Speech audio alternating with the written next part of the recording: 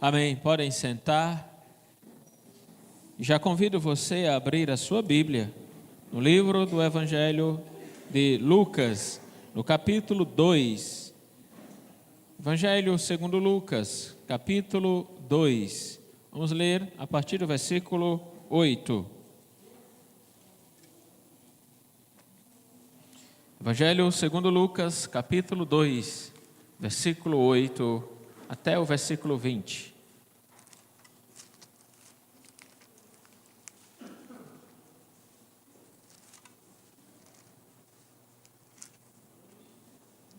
Lucas, capítulo 2, versículo 8.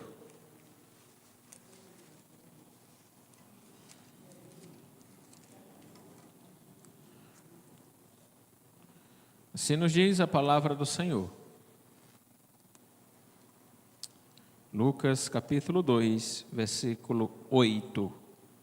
Havia naquela mesma região pastores que viviam nos campos e guardavam o seu rebanho durante as vigílias da noite.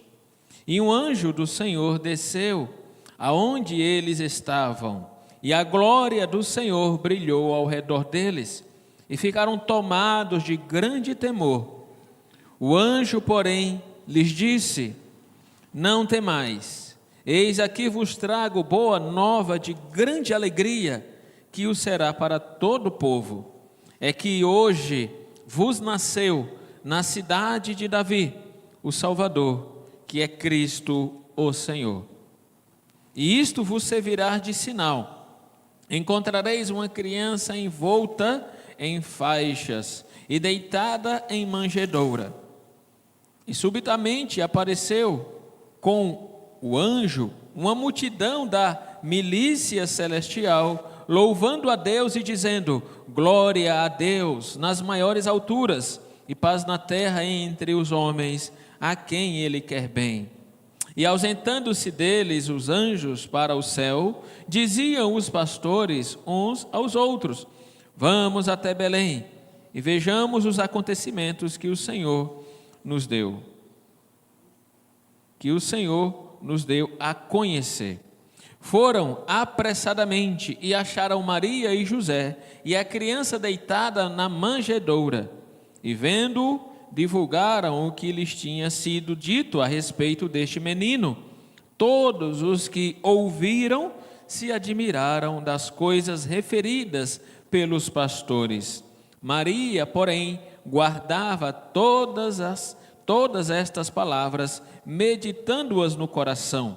Voltaram então os pastores, glorificando e louvando a Deus por tudo o que tinham ouvido e visto, como lhes fora anunciado. Amém. Seja Deus louvado pela palavra. Nós vamos orar ao Senhor. Santíssimo Deus, nós diante do Senhor agora nos colocamos pelo sangue do nosso Salvador, aquele que nasceu, morreu e reina eternamente. Abençoa-nos, ó Pai, nesta manhã, onde nos debruçamos na Tua palavra e almejamos, ó Pai, receber a Tua graça para compreendê-la, para que ela, ó Deus, nos alegre, para que ela tire os nossos medos, para que ela também nos faça enxergar a Tua glória. Abençoa-nos, ó Pai, nesta manhã, em Cristo Jesus, nosso suficiente Salvador. Amém. Nas últimas semanas nós temos falado e pensado um pouco sobre a vinda do nosso Senhor Jesus Cristo.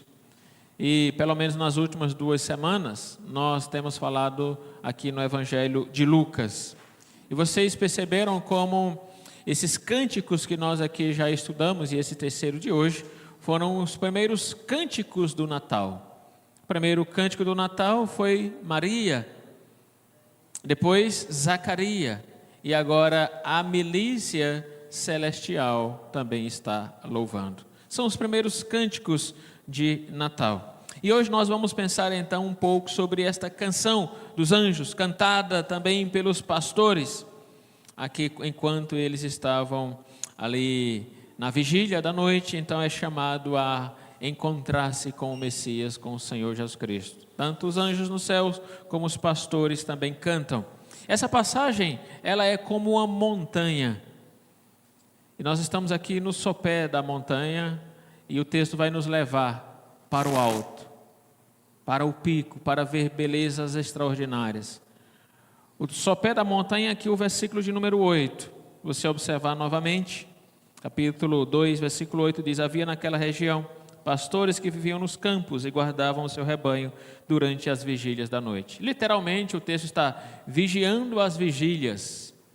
Certamente eles dividiram por horário, por turnos, e estavam ali revezando. Um dormia, outro acordava, um dormia, outro acordava para cuidar das ovelhas.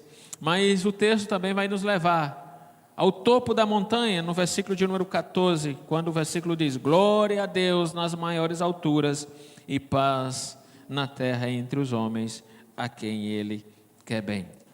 E aqui nós podemos ver então como o texto ele está numa escalada, começa descrevendo os pastores, seu trabalho comum, seu trabalho natural, estavam cuidando das ovelhas, estavam ali naquele campo pastoreando e durante a vigília da noite estavam cuidando das ovelhas. Imagine aquele silêncio e somente o balido das ovelhas, de vez em quando um dava um grito, somente os estalos da fogueira para aquecer naquela noite fria. E de repente, como as luzes de um estádio, você já viu aqueles eventos que é tudo escuro, de repente, puf, né? As luzes aparecem, né? E brilham. Assim é o que o texto está descrevendo. Aquela noite escura, no frio, no silêncio, de repente, como holofotes, as luzes brilham. E eles agora veem algo extraordinário. Tanto que o texto diz que eles sentiram medo. Será que o Senhor agora está voltando? Veja que o texto diz no versículo de número 9, no finalzinho diz: e ficaram tomados de grande temor. Eles tinham medo por aquilo, pois aquilo não era algo natural. E ser acordado desse jeito não é uma das coisas mais boas. Não sei você, mas pelo menos eu não gosto de ser acordado assim de surpresa. O ânimo não fica muito bom quando você está naquele sono pesado e você toma um susto e acorda. E certamente é isso que acontece aqui. Aqueles que dormiam, certamente ao verem aquela luz agora que brilha forte, eles certamente pensam como Isaías pensou: estou perdido. E agora? Lembra quando Isaías viu a glória do Senhor e tomado de grande medo também ele achou que ia morrer, mas o Senhor lhe perdoou os pecados.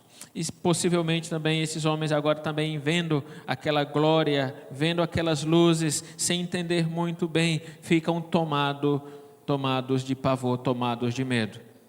Mas o texto nos diz que o anjo trouxe boas notícias. Eis que vos trago boas notícias, que vos será de grande alegria, e também para todo o povo. Portanto, a mensagem que o anjo ali levava àqueles pastores não era uma mensagem de pavor, de medo, pelo contrário.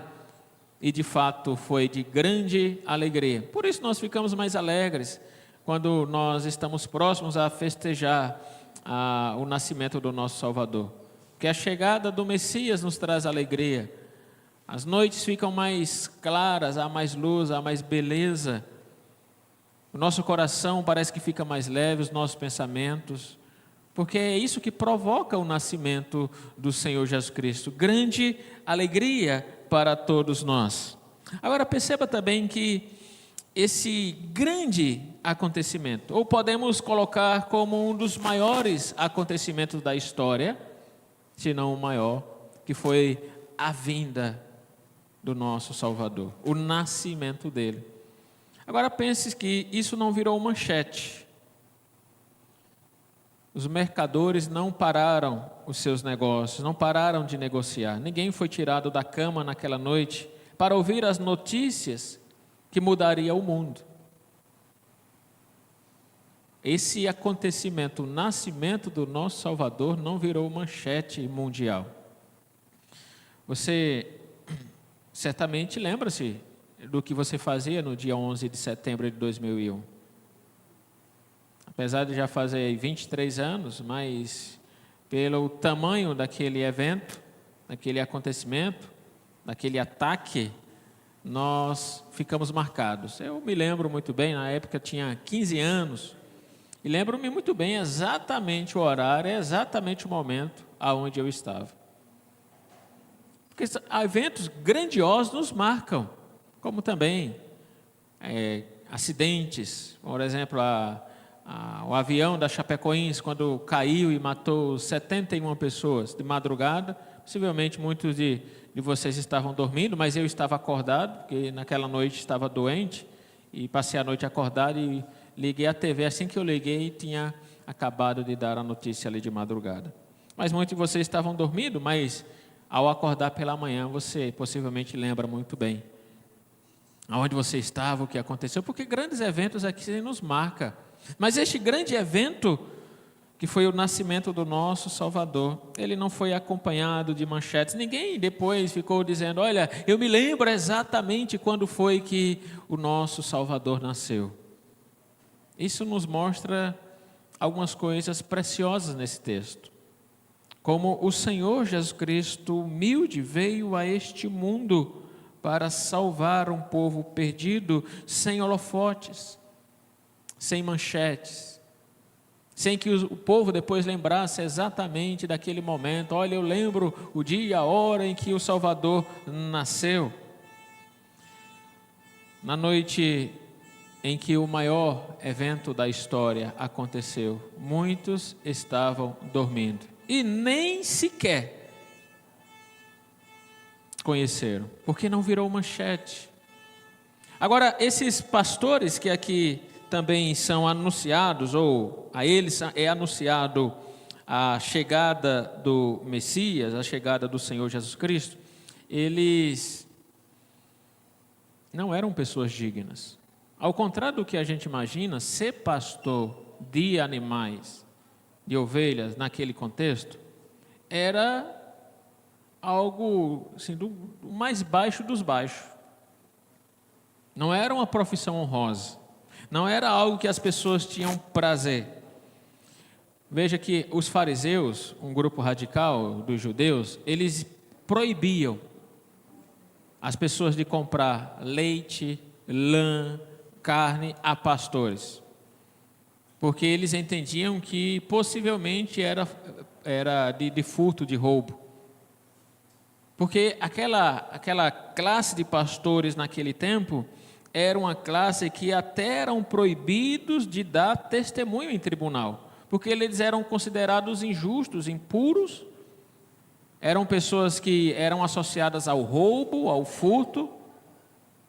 Então as pessoas não confiavam. É como a gente fala muito, né, dos cobradores de impostos, que era essa rejeição da sociedade, mas os pastores de animais eram piores do que os cobradores de impostos. Eram até proibidos em dar testemunho em tribunais.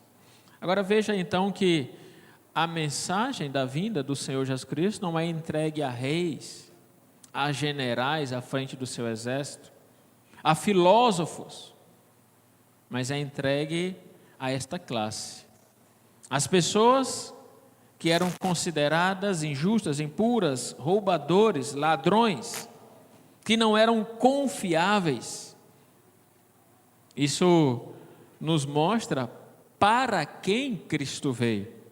Que Cristo não veio para reis, Cristo não veio para filósofos, Cristo não veio para generais, Cristo veio para pecadores como você e como eu, e como aqueles pastores que estavam no campo. Por isso a mensagem foi entregue a eles, não aos reis que estavam lá no seu trono, mas aos pastores que estavam lá vigiando os seus animais. Estas são as ironias da mensagem do nascimento do nosso Salvador. Como a mensagem é entregue a uma classe rejeitada. Porque o próprio Cristo assim também nos disse que Ele não veio para os sãos, para os cheios de saúde, Ele veio para os doentes, para os pecadores. Assim como os pastores, assim como você e como eu. E Ele veio para pastorear o Senhor Jesus Cristo. E certamente isso também gerava algum tipo de surto na mente, nos pensamentos dos mais radicais dos judeus. E ficamos pensando também como eles encaravam, né? Os Salmos 23, o Senhor é o meu pastor e nada me faltará. Se pastor era algo que não era de grande honra naquele período. E assim o texto diz que ele é o nosso pastor. Como? Pastor?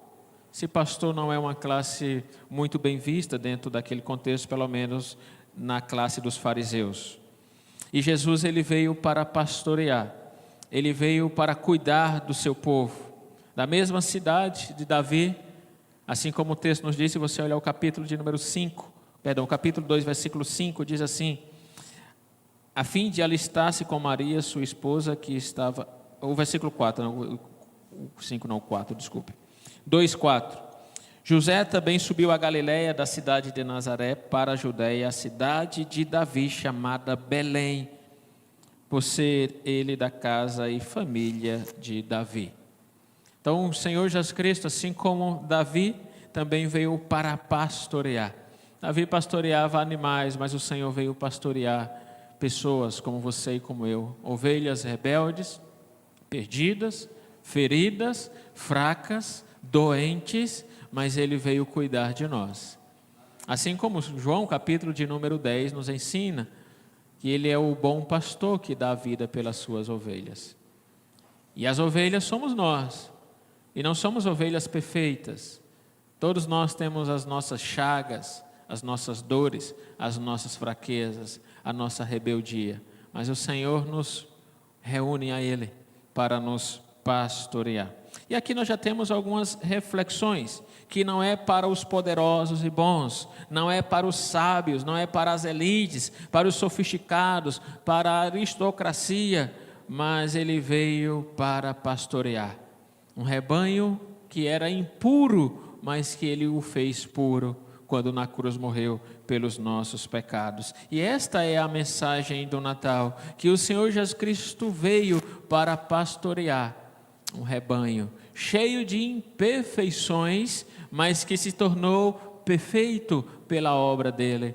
Lá em Isaías, no capítulo 53, no versículo 11, nós lemos há pouco que ele viu o fruto do seu trabalho e ficou satisfeito, porque ele que trabalhou por este rebanho e nos reuniu dentro do seu celeiro e tem cuidado de nós, nos protegido e nos alimentado. Novamente citando o texto que o próprio Senhor Jesus Cristo disse: não são os saudáveis, não são os sãos que precisam de médico, mas os doentes. E eu vim não para chamar os justos, mas os pecadores. E assim somos nós, chamados para ser pastoreado pelo Supremo Pastor. E esta é a beleza do Natal, é nós focarmos e entendermos que o Senhor Jesus Cristo nasceu não para pessoas importantes, mas para pecadores, que são lavados no sangue dele. Vamos destacar aqui alguns pontos então nesse texto.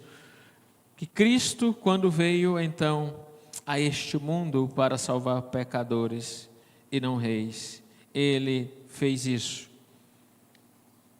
experimentando da nossa fraqueza e também humilhando-se para nos exaltar.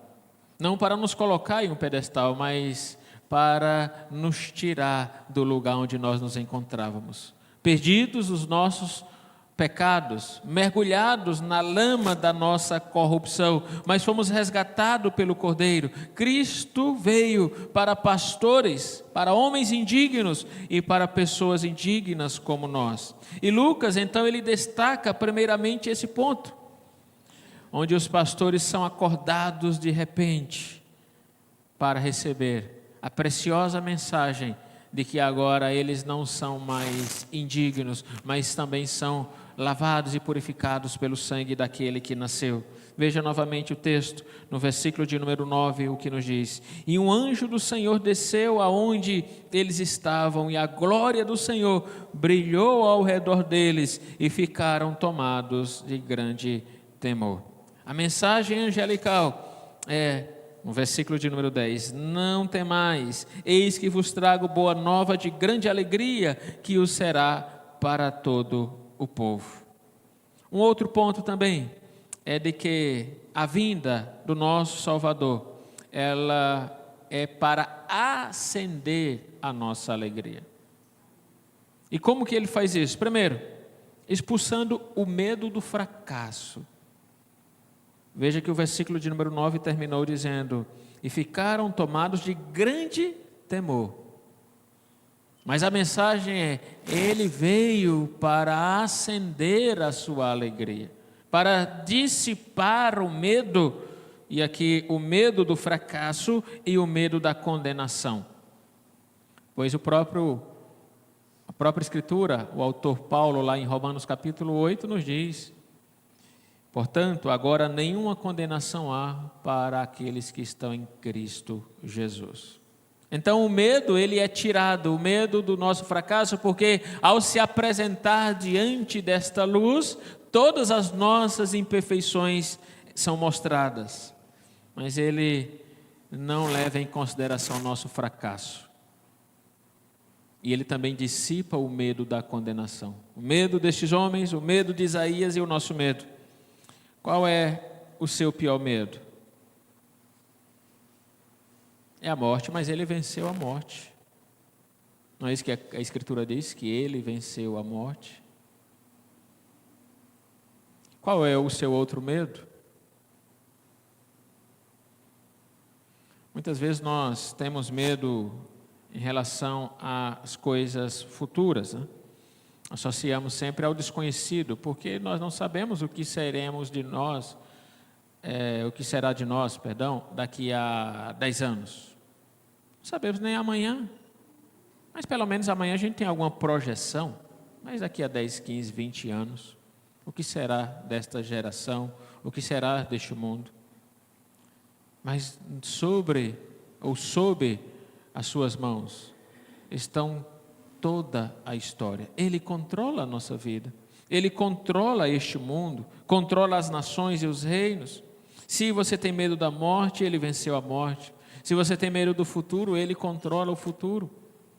Daquilo que você tem medo, seja o que for, está sob o controle daquele que nasceu, porque ele tira o medo do nosso coração, assim como tirou o medo daqueles pastores, quando eles tiveram grande temor, grande medo, mas a mensagem é: eu vos trago boa nova de grande alegria. Agora veja também aqui alguns valores invertidos nesse texto, as ironias da mensagem do nascimento do Senhor Jesus Cristo. Veja o versículo 11 e 12, é que hoje vos nasceu na cidade de Davi o Salvador, que é Cristo o Senhor. E isto vos servirá de sinal. Você sabe muito bem que todos os reis, de toda a história, eles tinham uma insígnia. Era uma marca, né, que distinguia aquela dinastia. Aquele que vieram para o Brasil, a dinastia de Bragança, eles têm lá uma insígnia, serpe, se não me falha a memória. Eles tinham lá o seu brasão, a sua insígnia, né, para identificar a família real, para identificar que aquele era o rei e que aquele também era um familiar, um filho, alguma coisa ligada ao rei. Era da família. Qual é a insígnia de Cristo? São panos enrolados nele e ele numa manjedoura. Veja isso no versículo de número 12. Isto vos servirá de sinal: encontrareis uma criança envolta em faixas e deitado em manjedoura. Esta é a ironia. Aquele que veio dar a vida, ele nasceu dependente. Ele tinha que ser amamentado, tinha que ser cuidado, tinha que ser envolto em faixas, tinha que ser protegido. Mas ele é o todo soberano. Mas veja como ele se humilha por você e por mim. E assim é toda a trajetória dele, né? Não tinha uma cama para nascer. E ele mesmo, depois de grande, também nos disse que também não tinha onde reclinar a cabeça. Porque isso foi uma marca da vida de Cristo. Humilhação, sofrimento. Isaías 53 está cheio de referências a isso. As suas dores, aos seus sofrimentos, as suas angústias, a sua opressão. Foi moído, foi rejeitado, não havia beleza, havia dores, porque Ele suportou os nossos pecados. Isto é uma marca do ministério de Cristo quando veio a este mundo. A insígnia dele eram lenços de uma camponesa, envolto nele e ele colocado aonde os animais se alimentavam, na cidade de Belém. Lá em Miqueias, que nós lemos, nos disse, leio aqui para você novamente: mas tu, Belém Efrata, que eras pequena demais para estar entre os clãs de Judá, de ti me sairá aquele que há de governar em Israel, cuja origem é desde os tempos antigos, desde os dias antigos. Veja que o próprio lugar aonde nasceu não era uma grande metrópole, uma grande capital. A cidade não era, o lugar não era, a ocasião não era, não virou manchete. Agora tudo isso por você e por mim. Aquele que tem o poder da vida na mão, o poder de todas as coisas criadas, que pela sua palavra tudo se fez, mas ele agora nasce dependente, como qualquer criança que necessita de carinho, de cuidado, de proteção, e ele está aqui envolto. Essa é a insígnia do Rei dos Reis. O Criador onipotente tornou-se um bebê dependente. E nós que não somos nada, muitas vezes queremos nos colocar nos lugares altos. Mas aquele que está no topo, no lugar mais alto, ele se humilhou, tornando-se um bebê dependente. E a dependência tornou-se uma marca da vida e do mistério de Cristo. Como ele dependia das pessoas, como ele dependia de Deus, como ele coloca a sua vida e o seu ministério debaixo e submisso à vontade do Pai. Não vim para fazer a minha vontade, mas a vontade daquele que me enviou. Não a glória para ele, mas a glória para o Pai. E essas coisas os anjos, eles não entendiam. Eles poderiam ter alguma compreensão intelectual, mas o próprio texto lá de Pedro diz que ao ouvirem tudo isso, eles queriam entender. O que o texto lá na nossa tradução, pelo menos na mais tradicional que nós usamos, né? Anelam perscrutar.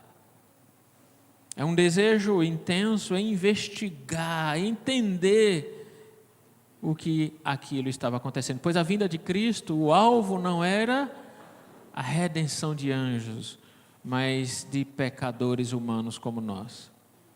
Agora tem um detalhe nesse texto também, que está no versículo de número 13 e 14, que diz: e subitamente apareceu com o anjo uma multidão da milícia celestial, louvando a Deus e dizendo: glória a Deus nas maiores alturas e paz na terra entre os homens, a quem Ele quer bem. Você já participou ou alguém já fez para você uma festa surpresa? De noite, tudo escuro, aí você chega em casa e surpresa, aí começa aquela festa, né? Aí bater palma, começa a cantar, estourar balão, e aquela festa. É o que está acontecendo aqui. Esta é a cena descrita, que é como se todos os anjos estivessem ali numa sala. E quando os holofotes apareceram, então eles começaram a cantar. Porque não é essa a descrição aqui do texto, em que o texto diz que, no versículo 9, o anjo do Senhor desceu aonde eles estavam, e a glória do Senhor brilhou ao redor deles, holofotes, luzes fortes, luzes potentes. E então, quando a mensagem foi anunciada: eis que vos trago boa nova de grande alegria, então a milícia celestial, eles começam a cantar. E está aqui o cântico deles no versículo de número 14. Glória a Deus nas maiores alturas e paz na terra entre os homens, a quem Ele quer bem. Há um cântico, há um júbilo em cima e embaixo. Porque o texto também diz, no versículo de número 20, voltaram então os pastores, glorificando e louvando a Deus por tudo que tinha ouvido e visto, como lhe fora anunciado. A glória, há louvores em cima e há louvores embaixo. Tem um hino que eu gosto muito da letra, eu não me lembro o nome dele, mas é o 26, Deixa eu ver se é o 26 ou o 27. Onde na última estrofe diz: E tu, pecadores, que não achas um tempo para louvares ao Senhor. Você lembra deste cântico? É o 27, né? A quarta estrofe diz assim: E tu, pecador que vagueias, que faz ao teu Criador, não acha momento em que cantes um hino de glória ao Senhor? Pois as primeiras estrofes dizem: As matas, os campos, as estrelas, tudo louva a Deus. E você, pecador, tudo louva a Deus. E você, pecador, não acha um momento em que cantes um hino de glória ao Senhor?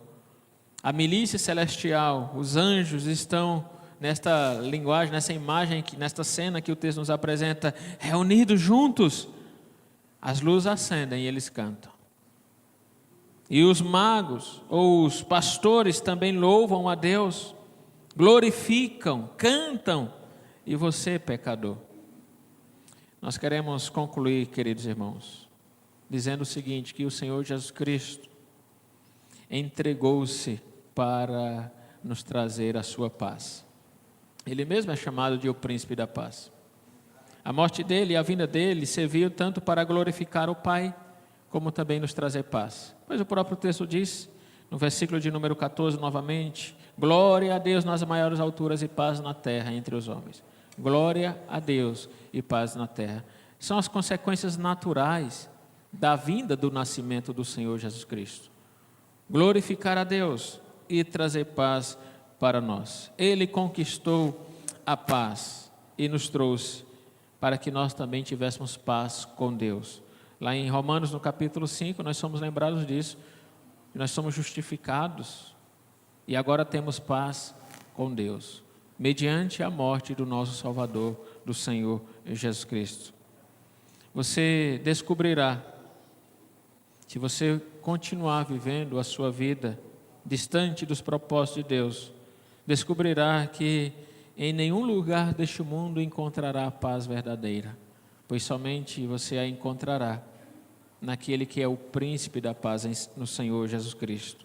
Os seus olhos podem estar em muitos lugares, mas você só vai ver e encontrar aquilo que você busca quando fitar os seus olhos em Cristo Jesus. O Senhor Jesus Cristo, portanto, veio a este mundo não para salvar pessoas importantes, mas pecadoras. Então você não precisa ser importante, você precisa reconhecer o seu pecado diante do Senhor. Lembra da parábola do fariseu e do publicano? O publicano não se colocou como importante, até porque ele não era. Mas tem pessoas que mesmo não sendo, mas querem ser, como é o caso do fariseu, que também não era importante, mas quis se colocar assim diante de Deus. Mas ele se colocou humilde, reconhecendo o seu pecado, e o texto lá diz que este foi perdoado. O Senhor Jesus Cristo, portanto, veio buscar pessoas fracassadas como nós, não estrelas, astros, pessoas importantes e ricas, mas pessoas como você e como eu, pecadoras. Ele veio buscar pessoas para salvá-la. Queridos irmãos, Ele não veio para trazer juízo ainda, mas um dia trará. Portanto, hoje e agora é tempo de arrependimento, pois na primeira vinda Ele veio trazer paz, trazer alegria, mas na segunda vinda Ele trará juízo. Ele trará a justa punição para aqueles que não se arrependeram dos seus pecados. Uma segunda vinda também é descrita na palavra de Deus. Na primeira é grande alegria, mas observe como a Bíblia fala na segunda vinda, como é uma linguagem de terror.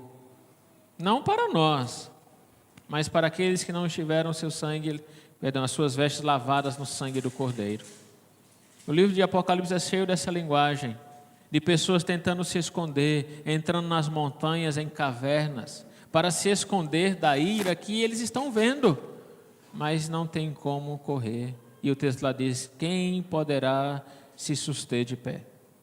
Quem poderá continuar de pé diante da ira do Cordeiro?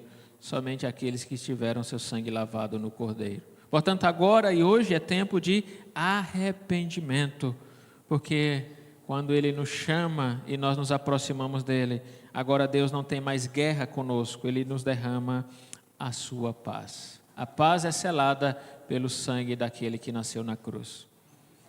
Que Deus assim vos abençoe e que do nosso lábio, mas que o nosso lábio busque os louvores no mais profundo do nosso ser para cantar, como a milícia celestial cantou, como os pastores cantaram, como Maria e Isabel cantou, como Zacarias cantou, e você, pecador, não achas um momento em que cantes um hino de glória ao Senhor? Vamos cantar, queridos irmãos, agora.